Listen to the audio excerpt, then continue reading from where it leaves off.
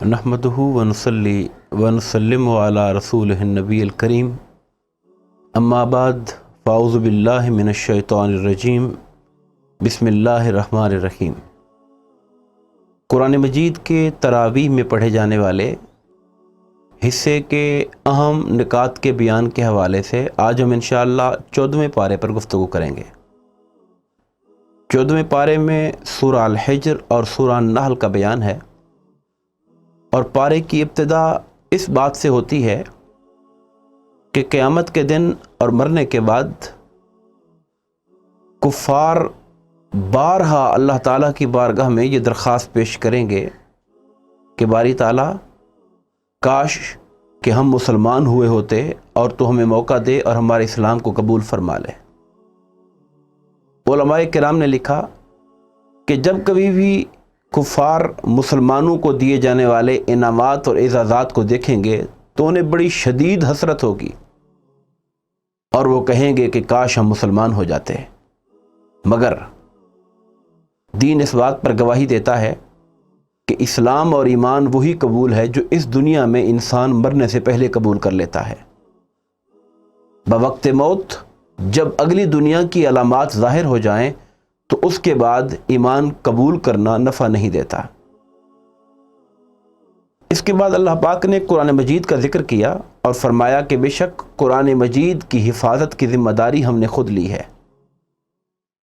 یہ بات قرآن مجید کے لیے بہت بڑے اعزاز کی بات ہے اس کتاب کی کہ اس سے قبل جتنی بھی کتابیں ہوئیں اللہ پاک نے نازل کیں، ان سب کی حفاظت اس قوم نے اور اس نبی کی امت نے کی، چونکہ انسانی کاوشیں تھیں، اس میں نقص آئے، اس میں کمیاں آئیں، اور جس کے نتیجے میں کتابیں تحریف سے محفوظ نہ رہ سکیں۔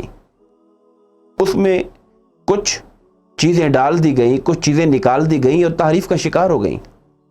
مگر یہ شرف روئے زمین پر صرف کتاب اللہ یعنی قرآن مجید کو حاصل ہے کہ اللہ رب العزت نے اس کی حفاظت کا ذمہ خود اپنے ہاتھ میں لیا، اور اس کا نتیجہ ہے کہ 1500 سال گزر جانے کے باوجود اور انشاءاللہ قیامت کے دن تک قرآن مجید محفوظ رہا ہے اور محفوظ رہے گا۔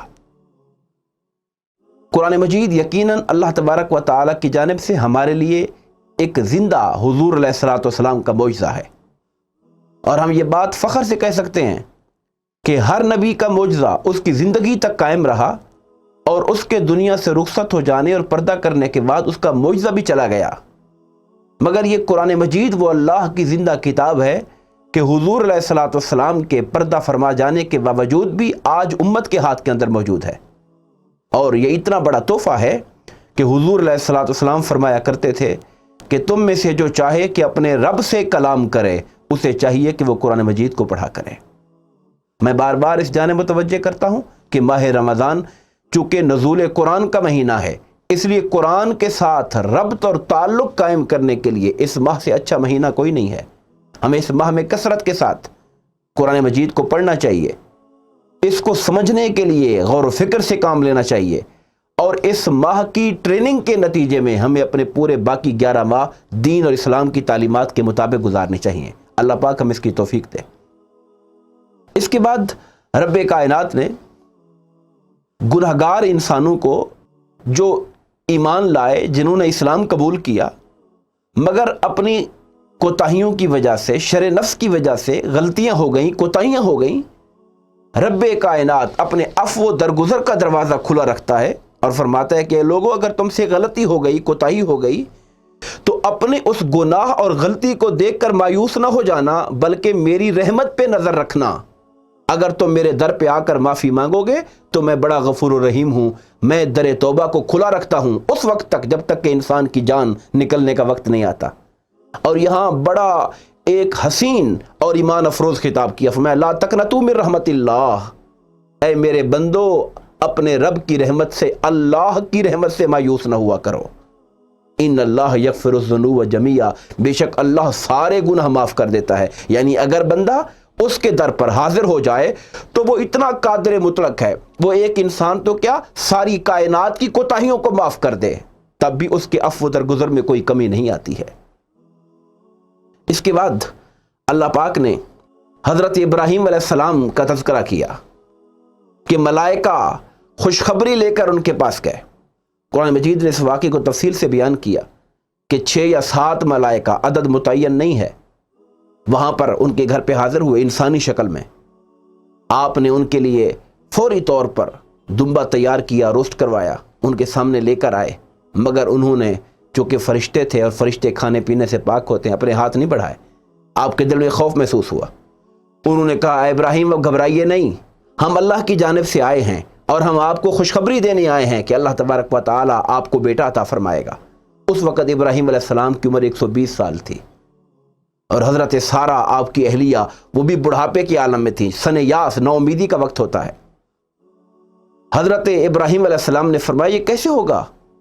हज़रत सारा अलैहिस्सलाम भी मुताज्जिब, घर के अंदर पर्दे के अंदर मुताज्जिब होकर पूछती थी कि ये कैसे होगा।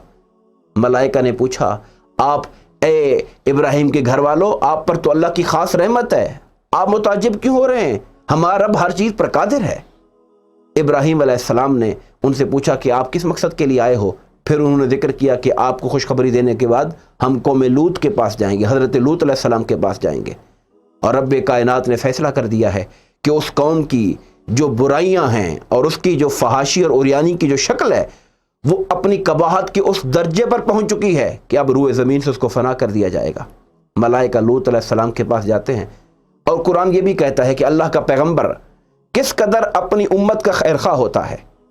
इब्राहीम अलैहिस्सलाम ने मलाइका से बहुत कहा कि आप लोग अभी ठहर जाएं, उस कौम को मौका दें, मगर उन्होंने कहा नहीं, अल्लाह के अमर में मुकद्दर हो चुका है और अब उन पर अजाब का वक्त आ चुका है। मलाइका लूत अलैहिस्सलाम के पास जाते हैं, उनसे कहते हैं कि आप अपने घर वालों को और जो आप पर ईमान लाए उनको लेकर राती रात शहर छोड़ दीजिए, अल्लाह तबारक व तआला का अज़ाब इन पे आने वाला है। इसके बाद इसी सूरत में आगे सूरा नहल का बयान है।